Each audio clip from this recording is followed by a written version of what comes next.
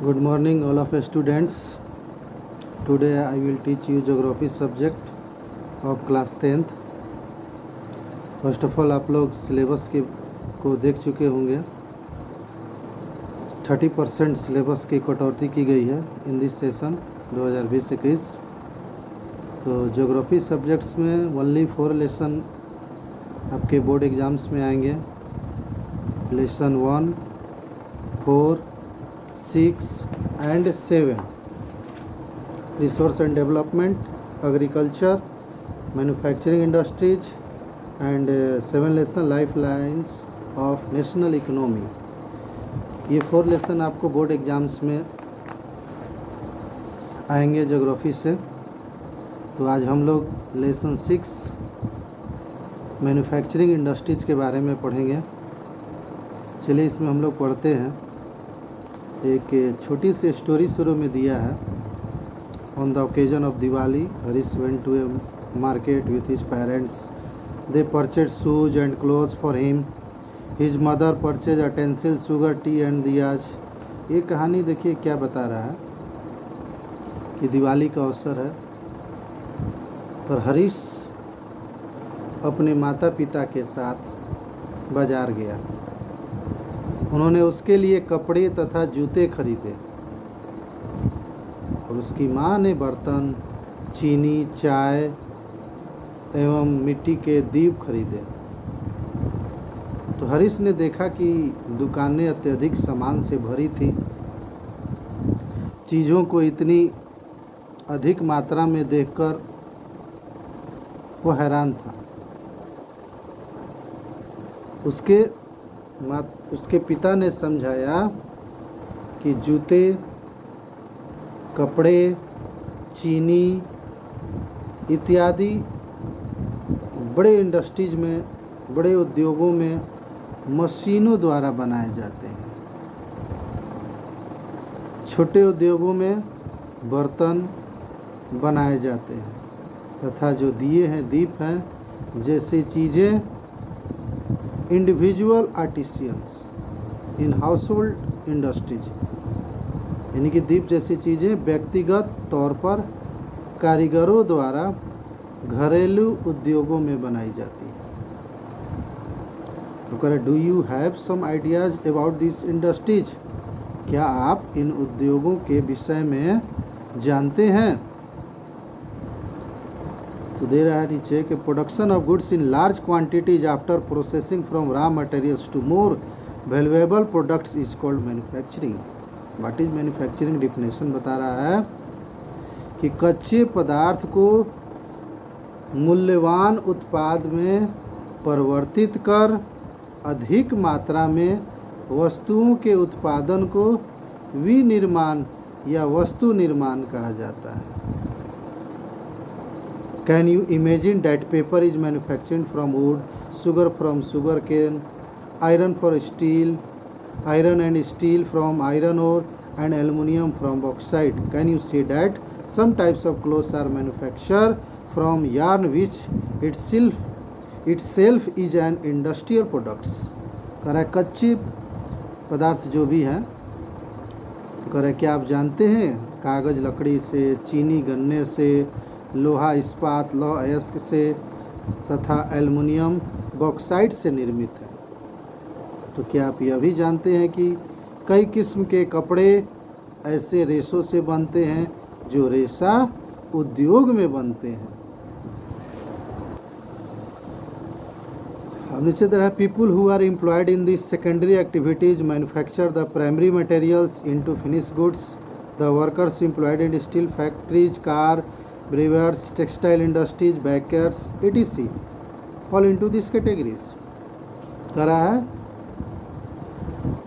Secondary activities means द्वितीयक कार्यों में लगे व्यक्ति कच्चे माल को परिष्कृत वस्तुओं में परिवर्तित करते हैं। स्टील, कार, कपड़ा उद्योग, बेकरी तथा पेय पदार्थ संबंधी उद्योगों में लगे मजदूर इसी वर्ग के अंतर्गत आते हैं। कुछ व्यक्ति सेवाएं प्रदान करने में रोजगार पाते हैं। तो इस अध्ययन में वी शैल स्टडी, हम लोग इसमें मैन्युफैक्चरिंग इंडस्ट्रीज के बारे में अध्ययन करेंगे कि विच fall in the secondary sector, कि द्वितीय क्रियाओं के अंतर्गत विनिर्माण उद्योग के विषय में पढ़ेंगे। The economic strength of a country is measured by the development of manufacturing industries. किसी देश की आर्थिक उन्नति विनिर्माण उद्योगों के विकास से मापी जाती है। इम्पोर्टेंस ऑफ मैन्युफैक्चरिंग, विनिर्माण का महत्व। Manufacturing sector is considered the backbone of development in general and economic development in particular. It is mainly because of the following reasons. ये बता रहा है कि विनिर्माण उद्योग, मैन्युफैक्चरिंग इंडस्ट्रीज सामान्यतः विकास की तथा विशेषतः आर्थिक विकास की रीढ़ समझे जाते हैं, क्योंकि निम्नलिखित कारण है। फर्स्ट कारण देखिए, बता रहा है कि मैन्युफैक्चरिंग इंडस्ट्रीज न केवल कृषि के आधुनिकीकरण में मॉडर्नाइजिंग आधुनिकीकरण में सहायक है, वरना द्वितीयक एवं तृतीयक सेवाओं में रोजगार उपलब्ध कराकर कृषि पर हमारी निर्भरता को कम करते हैं। Which form the backbone of our economy. They also reduce the heavy dependence of people and agriculture income by providing them jobs in secondary and tertiary sectors. ये बताया, द्वितीयक और तृतीयक सेवाओं में रोजगार उपलब्ध कराकर कृषि पर हमारी निर्भरता को कम करते हैं। सेकेंड रीजन्स बता रहा है कि industrial development is a pre conditions for a eradication of unemployment and poverty from our country. This was the main philosophy behind public sector industries and joint sector ventures in India। देखिए इसमें क्या बता रहा है कि देश में औद्योगिक विकास, बेरोजगारी तथा गरीबी उन्मूलन की एक आवश्यक शर्त है। क्या शर्त है? कि भारत में सार्वजनिक तथा संयुक्त क्षेत्र में लगे उद्योग इसी विचार पर आधारित है। जनजातीय तथा पिछड़ी क्षेत्रों में उद्योगों की स्थापना का उद्देश्य भी क्षेत्रीय असमानताओं को कम करना था। Third point, export of manufactured goods expends trade and commerce and brings in much needed foreign exchange. निर्मित वस्तुओं का निर्यात वाणिज्य व्यापार को बढ़ाता है, जिससे अपेक्षित विदेशी मुद्रा की प्राप्ति होती है। चौथा points, countries where raw materials are transformed into a wide variety of furnished goods for higher value are prosperous। India prosperities lie in increasing and diversifying its manufacturing industries as quickly as possible। Fourth point बता रहा है कि वे देश ही विकसित हैं जो कच्चे माल को विभिन्न तथा अधिक मूल्यवान तैयार माल में विनिर्मित करते हैं। भारत का विकास विविध एवं शीघ्र औद्योगिक विकास में निहित है। दे रहा है कि agriculture industries are not exclusive of each other, they move hand in hand. For example बता रहा है, agro based industries in India have given a major boost to agriculture by rising its productivity. बता रहा है कि कृषि तथा उद्योग एक दूसरे से अलग नहीं हैं, ये एक दूसरे के पूरक हैं। उदाहरण में बता रहा है कि भारत में कृषि पर आधारित उद्योगों ने कृषि पैदावार बढ़ोतरी को प्रोत्साहित किया है। ये उद्योग कच्चा माल के लिए कृषि पर निर्भर हैं तथा इनके द्वारा निर्मित उत्पाद, जैसे कि एग्जाम्पल्स बताया है आपको, एग्जाम्पल्स में बताया कि they depends on lighter for raw material and sell their products such irrigation, pumps, fertilizers, insecticides, pesticide, plastic, PVC pipe, machine and tools etc to the farmers. ये बताया कि जैसे सिंचाई के लिए पंप, उर्वरक, कीटनाशक दवाइयाँ, प्लास्टिक पाइप, मशीनें एवं कृषि औजार आदि पर किसान निर्भर हैं। इसलिए विनिर्माण उद्योग के विकास तथा स्पर्धा से न केवल कृषि उत्पाद को बढ़ावा मिला है अपितु उत्पादन प्रक्रिया भी सक्षम हुई है। आज वैश्वीकरण के युग में in this present age of globalisation our industries requires to be more efficient and competitive. बता रहा है कि आज वैश्वीकरण के युग में हमारे उद्योगों को अधिक प्रतिस्पर्धा तथा सक्षम होने की आवश्यकता है। केवल आत्मनिर्भरता ही काफ़ी नहीं है। हमारी वस्तुएं गुणवत्ता में अंतर्राष्ट्रीय स्तर की हो तथा हम इंटरनेशनल मार्केट में प्रतिस्पर्धा कर पाएंगे। दिया है next topic, contribution of industry to national economy. राष्ट्रीय अर्थव्यवस्था में उद्योगों का योगदान। राष्ट्रीय अर्थव्यवस्था में इंडस्ट्रीज का क्या योगदान है? देखिए इसमें बता रहा है आपको, सारांश से मैं बता रहा हूँ आपको कि राष्ट्रीय अर्थव्यवस्था में उद्योगों का क्या योगदान। तो पिछले 2 दशकों से सकल घरेलू उत्पाद में विनिर्माण उद्योग का योगदान 27% से 27% में से 17% ही है, क्योंकि 10% भाग खनिज खनन, गैस तथा विद्युत ऊर्जा का योगदान है। भारत की अपेक्षा अन्य पूर्वी एशियाई देशों में विनिर्माण का योगदान सकल घरेलू उत्पाद का 25 से 35% है। पिछले 1 दशक से भारतीय विनिर्माण क्षेत्र में 7% प्रति वर्ष की दर से बढ़ोतरी हुई है। बढ़ोतरी की यह दर अगले दशक में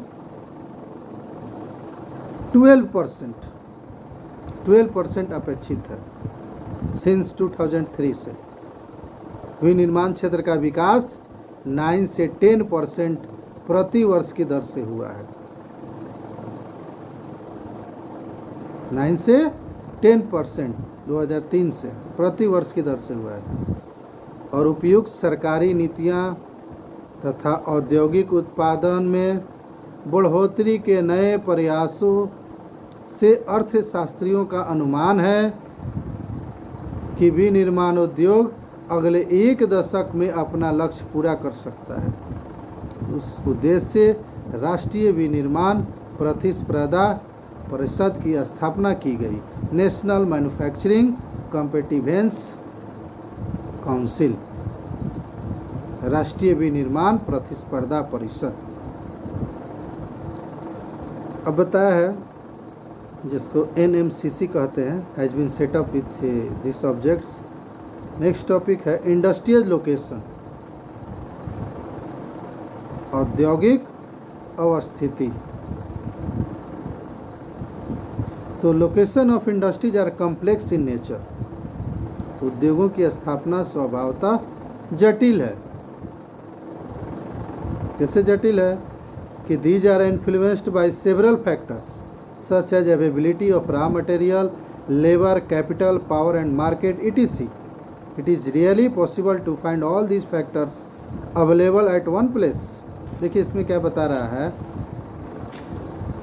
शुरू में बताया कि location of industries are complex in nature, प्राकृतिक में काफ़ी जटिल है। उद्योगों की स्थापना स्वभावतः जटिल है इन नेचर। तो इनकी स्थापना कच्चे माल की उपलब्धता, श्रमिक,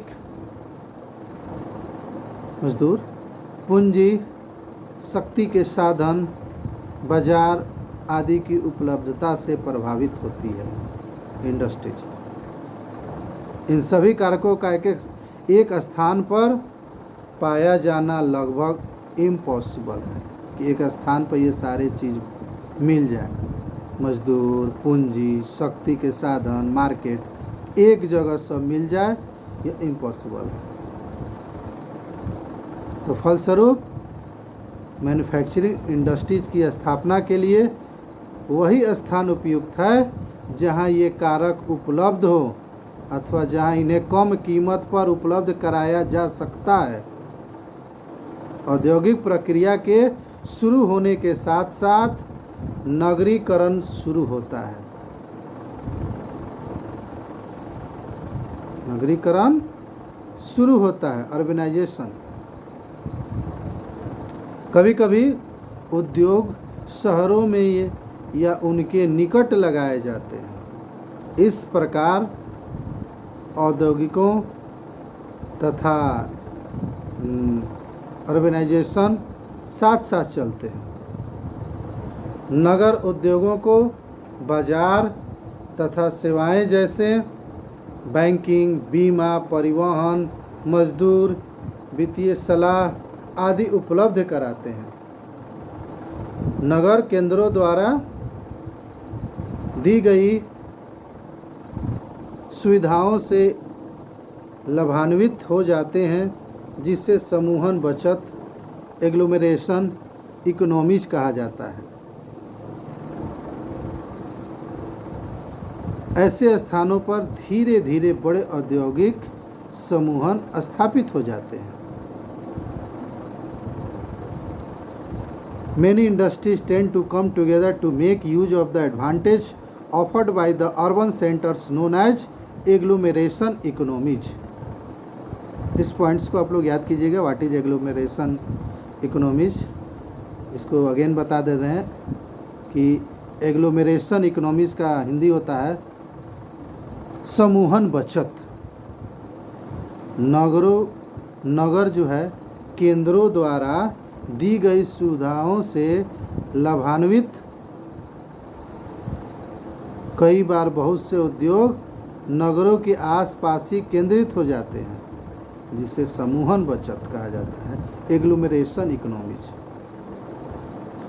अब दे रहा है इसमें नीचे कि before independence most manufacturing units were located in place from the point of view of overseas trade such as Mumbai, Kolkata, Chennai, etc. Consequently, there emerged certain pockets of industrial developed urban centers surrounded by a huge agricultural rural hinterland. The most important decision considered for the factory location is the least cost. Government policies and specialized labor also influence the location of industries. देखिए location के बारे में बता रहा है कि कहाँ locate होता है। बता रहा है कि आज़ादी से पहले अधिकतर मैन्युफैक्चरिंग इंडस्ट्रीज की स्थापना दूरस्थ देशों से व्यापार पर आधारित थी, जैसे मुंबई, कोलकाता, चेन्नई आदि। परिणाम स्वरूप कुछ एक नगर औद्योगिक केंद्रों के रूप में उभरे जो ग्रामीण कृषि हिंटरलैंड पृष्ठ प्रदेश से घिरे थे। अब उद्योग बाजार संबंध का देखिए एक बता रहा है बनाकर, आइडियल लोकेशन ऑफ इंडस्ट्रीज कि cost of obtaining raw materials at a site, cost of production at a site, cost of distribution of production, decision to locate factory at site. कच्चा माल अथवा उनके घटक, उत्पादन पादक, भूमि जैसे पूंजी, उद्योग, अर्थव्यवस्था, परिवहन, इसके बाद कारखाना, इसके बाद देखिए ये क्या बता रहा है आपको, ये बता रहा है निवेश करना है पहले कच्चा माल के लिए अथवा उसके घटक के लिए, फिर उत्पादन घटक, भूमि, श्रम, पूंजी, उद्यमी और संरचना, इसके बाद परिवहन, उसके बाद कारखाना, उसके बाद तैयार माल हुआ, तब फिर परिवहन और तब फिर बाजार, और पूंजी बाजार निवेश किए, फिर वहाँ से बाजार से फिर ये पूंजी आया, रिटर्न चला गया। अब दिया है क्लासिफिकेशन ऑफ इंडस्ट्रीज, उद्योगों का वर्गीकरण। देखिए इसमें क्या बता रहा है, इसमें बता रहा है कि रोज़मर्रा के इस्तेमाल की विभिन्न औद्योगिक उत्पादों की सूची बनाएं। A very large number of manufactured products are used by us in our daily life. Make a list of such products you use in your daily life, such as transistor, electric bulb, vegetable oil, cement, glass, petrol, match, scooters, automobiles, medicine and also so on. बता रहा है कि transistor, बिजली का bulb, वनस्पति तेल, cement, कांच का सामान, पेट्रोल, माचिस, स्कूटर, वाहन, दवाइयाँ आदि। यदि हम विशेष मापदंडों के आधार पर विभिन्न उद्योगों का वर्गीकरण करते हैं तो भी निर्माण को आसानी से समझ सकेंगे। मैन्युफैक्चरिंग को आप बेटर से समझ सकेंगे। तो उद्योगों को निम्न प्रकार से वर्गीकृत किया जाता है। देखिए फर्स्ट बता रहा है on the basis of source of raw material, यानी कि प्रयुक्त कच्चे माल के स्रोत के आधार पर।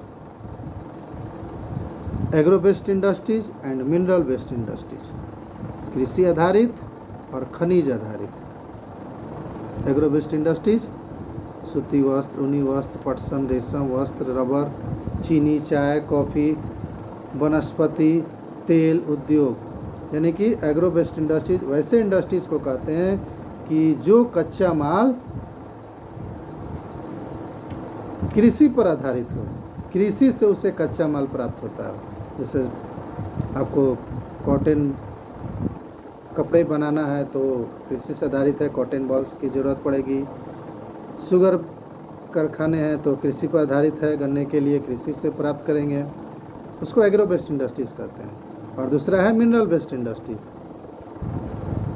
खनिज उद्योग, यानी कि खनिज पर आधारित, लोहा तथा इस्पात, सीमेंट, एल्युमिनियम, मशीन, औजार तथा पेट्रोकेमिकल्स etc। और दे रहा according to their main role, प्रमुख भूमिका के आधार पर। इसको बांटा है बेसिक और की इंडस्ट्रीज एंड कंज्यूमर इंडस्ट्रीज। आधारभूत उद्योग, बेसिक या की इंडस्ट्रीज। इससे कहते हैं, देखिए बता रहा है कि जिनके उत्पादन या कच्चे माल पर दूसरे उद्योग निर्भर हैं। जिनके उत्पादन या कच्चे माल पर दूसरे उद्योग निर्भर हैं,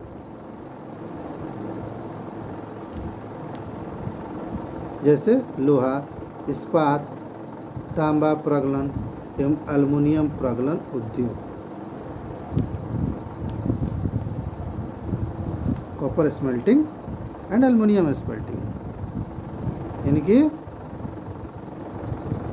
बेसिक और की इंडस्ट्री में बताया कि जिनके उत्पादन या कच्चे माल पर दूसरे उद्योग निर्भर हैं इस पर।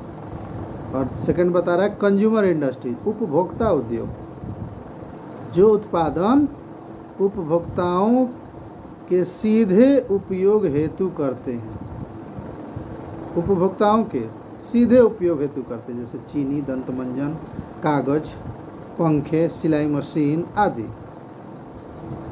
नेक्स्ट है on the basis of capital investment के आधार पर। देखिए बाटा है इंडस्ट्रीज को पूंजी निवेश के आधार पर। पूंजी निवेश के आधार पर देखिए बता रहा है, एक लघु उद्योग को परिसंपत्ति की एक इकाई पर अधिकतम निवेश मूल्य के परिप्रेक्ष्य में परिभाषित किया जाता है। यह निवेश सीमा समय के साथ परिवर्तित होती रहती है, अधिकतम स्वीकार्य निवेश के आधार पर की जाती है। यह निवेश मूल्य समय के साथ बदला गया है। वर्तमान में मैक्सिमम निवेश 1 करोड़ रुपए तक स्वीकार किया गया। 1 करोड़ रुपए स्वीकार्य है। ये था on the basis of capital investment. Second है on the basis of ownership, स्वामित्व के आधार पर। Public sector industries, private sector industries, joint sector industries, cooperative sector industries. On the basis of ownership के आधार पर 4 भागों में इंडस्ट्रीज को डिवाइड किया गया है।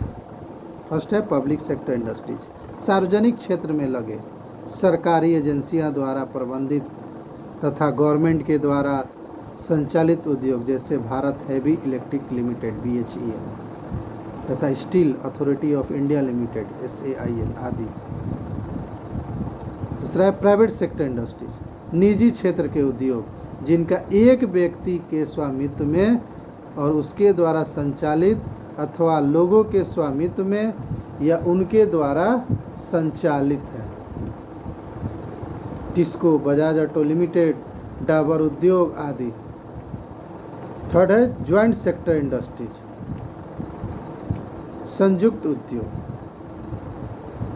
जो ऐसे उद्योग जो राज्य सरकार और निजी क्षेत्र के संयुक्त प्रयास से चलाए जाते हैं, उसे कहते हैं ज्वाइंट सेक्टर इंडस्ट्रीज, जैसे कि oil India limited, owned by public and private sector. And fourth है कोऑपरेटिव सेक्टर इंडस्ट्रीज, सहकारी उद्योग जिसका स्वामित्व कच्चे माल को पूर्ति करने वाले उत्पादकों, श्रमिकों या दोनों के हाथ में होता है। संसाधनों का कोष संयुक्त होता है तथा प्रॉफिट लॉस का विभाजन भी आधुनिक होता है।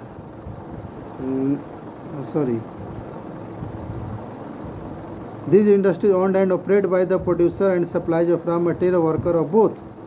They pool in the resource and share the profit or loss proportionally, such as the sugar industries in Maharashtra, the cocoa industries in Kerala. देखिए बताया कि जिनका स्वामित्व कच्चे माल की पूर्ति करने वाले उत्पादकों, श्रमिकों या दोनों के हाथ में होता है। संसाधनों का कोष संयुक्त होता है तथा लाभ हानि का विभाजन भी अनुपातिक होता है, जैसे महाराष्ट्र के चीनी उद्योग, केरल के नारियल पर आधारित उद्योग। Based on the bulk and weight of raw material and finish goods, कच्चे तथा तैयार माल की मात्रा एवं वजन के आधार पर 2 भागों में बांटा, heavy industries and light industries. भारी उद्योग जैसे लोहा तथा इस्पात आदि, और हल्के उद्योग जो कम भार वाले कच्चे माल का प्रयोग कर हल्के तैयार माल का उत्पादन करते हैं, जैसे विद्युतीय उद्योग। अब एक्टिविटी में आपको दिखाया है कि 2 वर्गों में विभाजित करके कच्चा माल और तैयार माल की मात्रा और भार के आधार पर निम्न 2 वर्गों में विभाजित करें कि कौन जो है कच्चा माल और तैयार माल की मात्रा और वजन के आधार पर 2 वर्गों में विभाजित करें इसको, कि कौन कच्चा माल और तैयार माल की मात्रा और भार के आधार पर इसको 2 भागों में बांटना है। नेक्स्ट टॉपिक है agro based industries. Agro based industries are those industries which obtain raw materials from agriculture. शुरू में आपको बताया था एग्रो बेस्ड इंडस्ट्रीज के बारे में। कृषि आधारित उद्योग, सूती वस्त्र, पटसन, रेशम, ऊनी वस्त्र, चीनी तथा वनस्पति तेल आदि उद्योग कृषि से प्राप्त कच्चे माल पर आधारित हैं।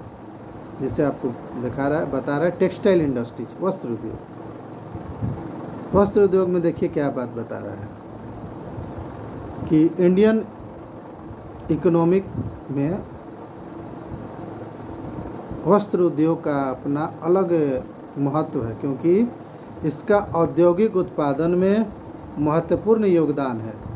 देश का यह अकेला उद्योग है जो कच्चे माल से उच्चतम अतिरिक्त मूल उत्पाद तक की श्रृंखला में परिपूर्ण तथा आत्मनिर्भर है। टेक्सटाइल इंडस्ट्रीज में भारत का। दूसरा है सूती वस्त्र उद्योग, कॉटन टेक्सटाइल। कॉटन टेक्सटाइल बता रहा है कि एंशिएंट टाइम्स में प्राचीन भारत में सूती वस्त्र हाथ से कताई और हथकरघा बुनाई तकनीकों से बनाए जाते थे प्राचीन समय में भारत में। 18वीं शताब्दी के बाद विद्युतीय करघों का उपयोग होने लगा। औपनिवेशिक काल के दौरान हमारे परंपरागत उद्योगों को बहुत हानि हुई, क्योंकि हमारे उद्योग इंग्लैंड के मशीन निर्मित वस्त्रों से स्पर्धा नहीं कर पाए।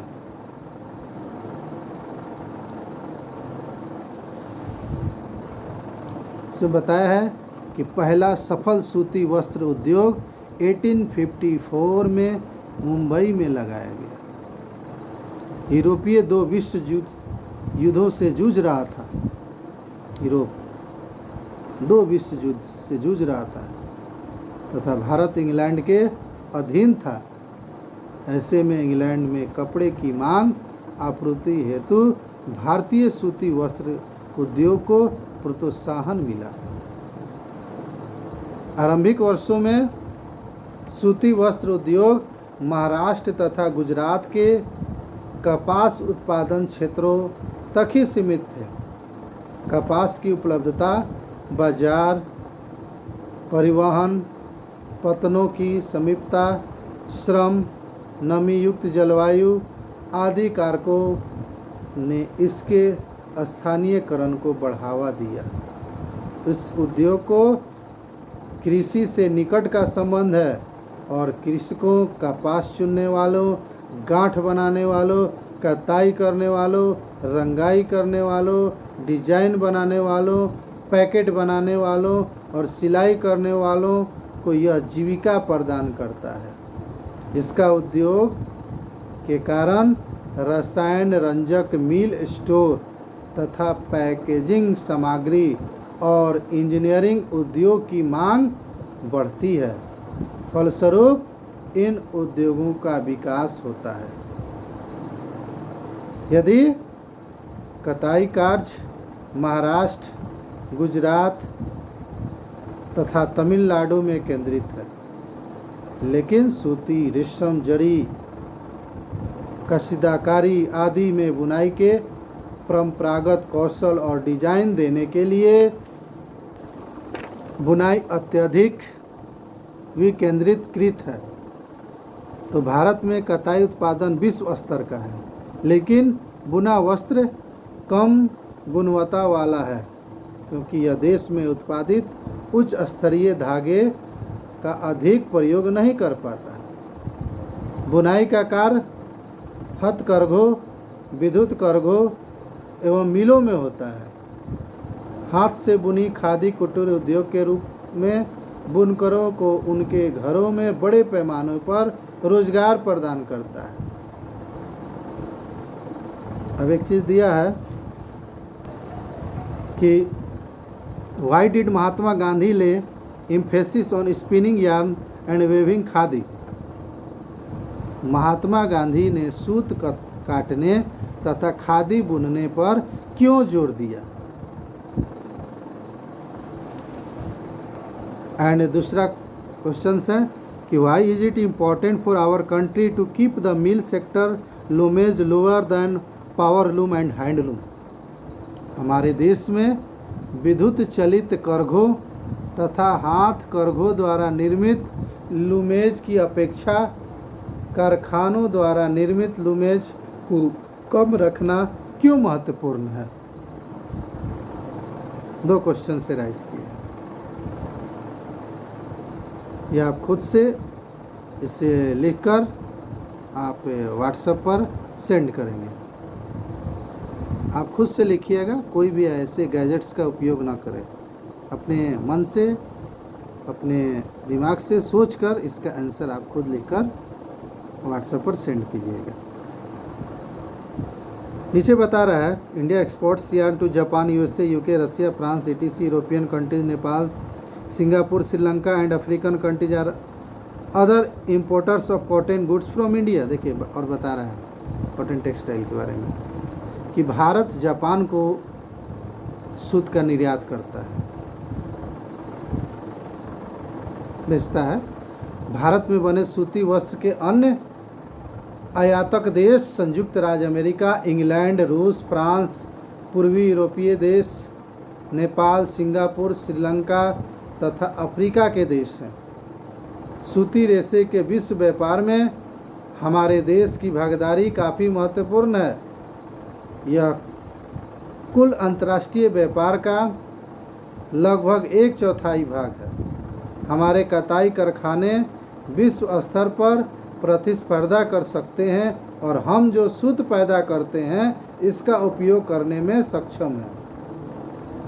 लेकिन बुनाई और कताई तथा प्रक्रमण इकाइयाँ देश में उत्पन्न किए गए उच्च कोटि के धागे का उपयोग नहीं कर पाती है। इस क्षेत्र में कुछ ही बड़े और आधुनिक कारखाने हैं तथा अधिकतर छोटी एवं बिखरी हुई इकाइयाँ ही हैं, जिसका उत्पादन स्थानीय बाजार की मांग को ही पूरा कर पाता है। यह इस उद्योग की एक बड़ी कमी है, जिसके परिणाम स्वरूप हमारे बहुत से कताई करने वाले सूती धागे का निर्यात करते हैं, जबकि परिधान निर्माताओं को कपड़ा आयात करना पड़ता है। एक दिया है छोटा सा नीचे कि कह रहा है कि yarn is sold at 85 per kg. If it is sold as a trouser, if a fetch of 800 per kg, value is added at every stage from the fiber to yarn to fabric and to garment. कह रहा है कि धागा 85 रुपये प्रति kilogram की दर से बेचा जाता है धागा। तो अगर यह ट्राउज़र के रूप में बेचा जाए, पतलून के रूप में बेचा जाए, धागा 85 रुपये प्रति किलो की दर से बेचा जाता है। अगर यह ट्राउज़र के रूप में बेचा जाए, ट्राउज़र बनाकर, तो इसकी कीमत 800 रुपये प्रति किलोग्राम है। रेशे से धागे, धागे से कपड़ा और कपड़े से परिधान गारमेंट बनाने के प्रत्येक चरण पर मूल्य में वृद्धि होती है। और दिया कि why is it important for us to improve our weaving sector instead of exporting yarn in large quantities. हमारे लिए अधिक मात्रा में धागे के निर्यात की अपेक्षा अपने बुनाई क्षेत्रों को सुधारना क्यों जरूरी है? Although India has made significant increase in the production of good quality long staple cotton, 9,232 lakhs bales in 2004 to 5, the need to import is still felt. बताएं कि यद्यपि लंबे रेशे वाले कपास के उत्पादन में महत्वपूर्ण वृद्धि दर्ज की गई है, तथापि इसे आयात करने की आवश्यकता महसूस की जाती है, विशेषतः बुनाई एवं अन्य संबंधित क्षेत्रों में अनियमित विद्युत आपूर्ति को दूर करने तथा नई मशीनरी के उपयोग की आवश्यकता है। अन्य समस्याओं में कम श्रमिक उत्पादकता तथा कृत्रिम वस्त्र उद्योगों से प्रतिस्पर्धा आदि है। दूसरा दिया है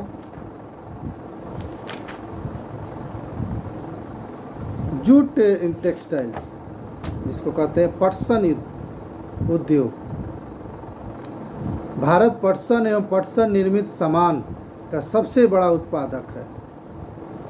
this is the second important industries next to cotton textile. India is the largest producer of raw jute and jute goods and stand at a second place as an exporter after Bangladesh।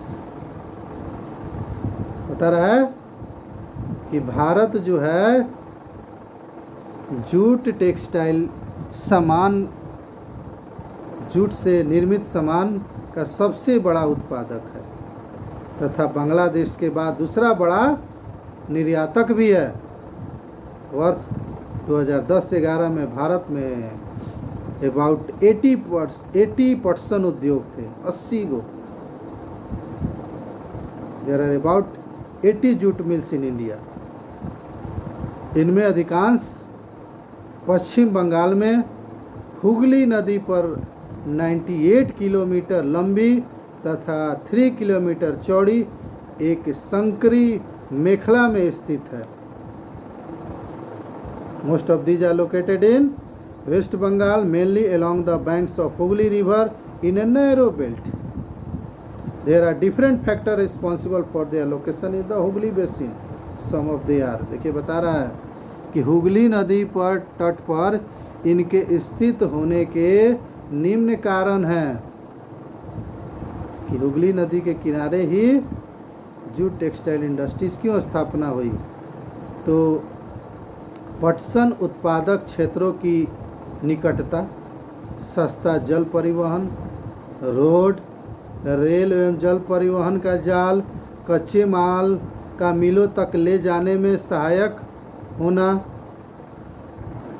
कच्चे पटसन को संसाधित करने में प्रचुर जल, पश्चिम बंगाल तथा सीमावर्ती राज्य उड़ीसा, बिहार एवं उत्तर प्रदेश से सस्ता मजदूर उपलब्ध होना, कोलकाता का एक बड़े नगरीय केंद्र के रूप में बैंकिंग, बीमा और जूट के सामान के निर्यात के लिए पतन की सुविधाएं प्रदान करना आदि सम्मिलित है।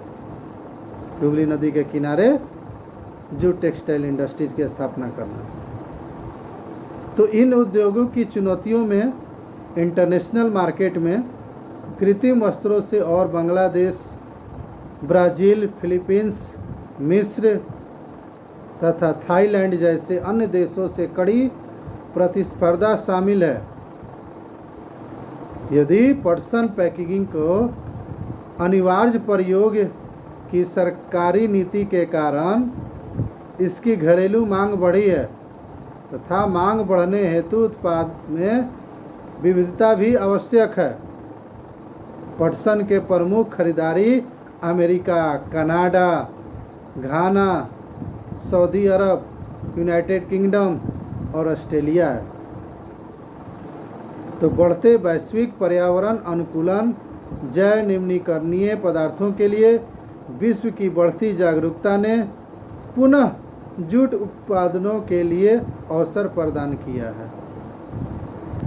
और आगे हम लोग बाकी जितने इंडस्ट्रीज हैं, अभी शुगर इंडस्ट्रीज हैं, मिनरल वेस्ट इंडस्ट्रीज है, आयरन स्टील इंडस्ट्रीज हैं, इसको हम लोग नेक्स्ट क्लास में आगे पढ़ेंगे।